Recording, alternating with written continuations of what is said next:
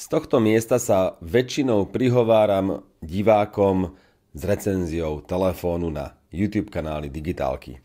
Ale toto je školník Rišo u seba doma a v ruke má laserový merač od Xiaomi, teda konkrétne Xiaomi Smart Laser alebo Laser Measure. Zoženite ho za 29 € v akcii, normálna cena oficiálna je 45. Používam ho už niekoľko mesiacov, možno takmer rok a veľmi spokojne.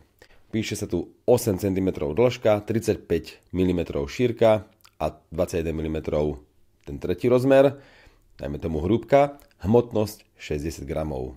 Takže v nejakom tom kufríku, taške alebo aj vo vrecku sa to jednoducho stratí a je to menšie než hociaké pásmo.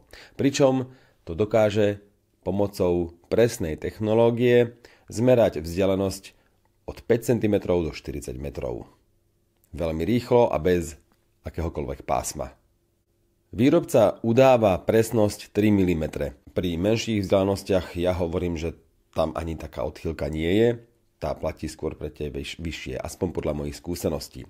A používa sa laserový lúč vlnovej dĺžky 630 až 680 nanometrov, pričom ide technologicky o akúsi presnosť 2. Neviem presne, čo to znamená, môžete ma pokojne doplniť v komentároch, budem veľmi rád.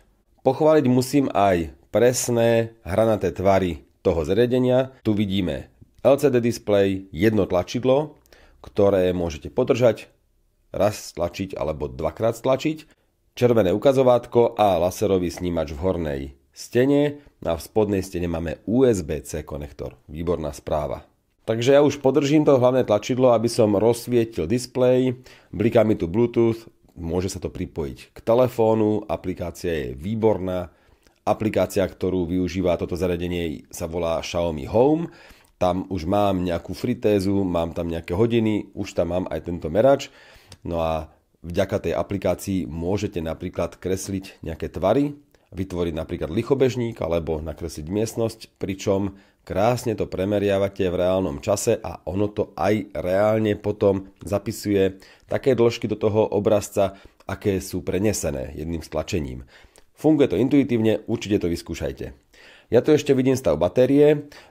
Tá batéria 370 mAh vnútri by mala vydržať až 3000 meraní. Takže opäť žiadne obavy a nabijete to nabíjačkou k smartfónu, dokonca už aj k tým novým iPhoneom USB-C. Potom tu máme informáciu o tom, či sa meria od tejto hrany alebo od spodnej hrany, teda od hornej alebo spodnej. A to meníte dvojitým stlačením. Takže dvakrát stlačím po sebe a už meriam od vrchu. Ešte raz tlačím dvakrát a meriam od spodu, opretím napríklad o stenu. Zažil som množstvo situácií, v ktorých meriam napríklad šírku poličky vnútri v nejakej skrinke, alebo dĺžku trubky, ktorá slúži na zavesenie sprchového závesu. Tak toto všetko sa meria lepšie než pásmom, práve takýmto meračom. Bliká tu Bluetooth, mám tu stav batérie, tam sú 3 dieliky, úplne to stačí. No a potom tu máme ukazovateľ, takže keď stlačím raz, začne sa meranie, teraz už bliká alebo svieti ten laserový pointer, môžem to zameriť aj sem a vidím 0,641 metra. Keď stlačím raz, tak sa to meranie uloží. Keď ešte raz stlačím, už je zobrazené na tom displeji v hornom riadku ako údaj v pamäti a teraz tu preblikuje aktuálny údaj, aktuálna vzdialenosť. Keď ju stlačím, tak sa zamkne, zamrzne, zhasne meranie a tým pádom mám hore minulý údaj a dole ten aktuálny. Takže predposledný a posledný. Keď to stlačím ešte raz, tak sa presúva ten posledný údaj hore na to menšie číslo a opäť vidím to aktuálne meranie. Šikovné, nemám k tomu výhrady. Jednoduché stlačenie, dvojité stlačenie a podržanie. Vyskúšate si to párkrát, pochopíte. Mimochodom, USB-C-čkom nabijete túto krabičku za 100 minút podľa výrobcu. Ja som to nemeral, je to jednoducho medzi hodinou a 2. Dôležitý údaj je, že je to matné, šikovné do ruky, meria to presne a meria to rýchlo.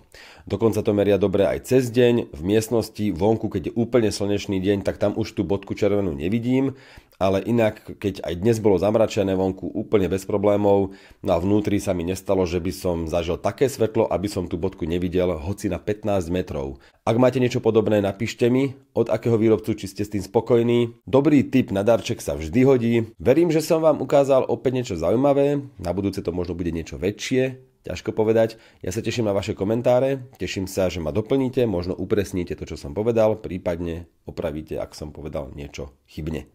Snáď nie, teším sa na vás aj na budúce, ďakujem za komentáre a ďakujem, že ma sledujete. Ahojte.